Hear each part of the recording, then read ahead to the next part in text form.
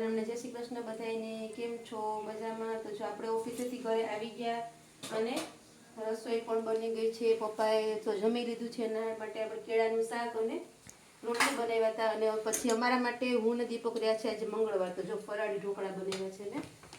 તો આપણે તૈયાર થઈ ગયા છે એક ડીશ, તો એને આપણે ઉતારી લઈએ પહેલાં.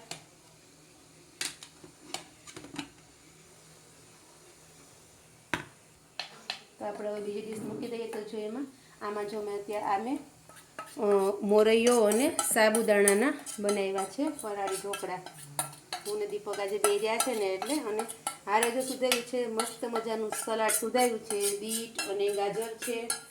પછી જો ફરાળી ચેવડો હારે ખાવો હોય છે તો ખાશું. અને આજે યુગભાઈ રહ્યા નથી, પણ યુગભાઈ પણ હારે ફરાળ જ કરવાના છે, કારણ કે એને તો કટક બટક જે હોય અમારી ભેગું હાલે. શાક રોટલી ન ભાવતા હોય એટલે પછી જો ઉપર ચટણી છાંટી દેવાની થોડી, અને આપણે એને બંધ કરી દઈએ.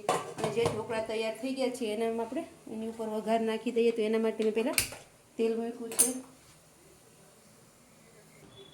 તો જો આપણે આ વઘાર તૈયાર કર્યો છે, વઘાર તૈયાર થઈ જાય એટલે આપણે ઢોકળા ઉપર રેડી દઈશું. જો વઘાર તૈયાર થઈ ગયો છે, એને આપણે મસ્ત મજાનું રેડી દીધું છે. જો તો આપણા ફરાળી ઢોકળા બનીને તૈયાર થઈ ગયા છે. તો ફરાળી ઢોકળા કેવા લાગ્યા છે એની મને કોમેન્ટ કરજો, વિડીયોને લાઈક કરજો, શેર કરજો, અને આપણા પેજને ફોલો કરવાનું ભૂલતા નહીં. તો હવે મળશું આના પછીના વિડીયોમાં. ત્યાં સુધી આવજો.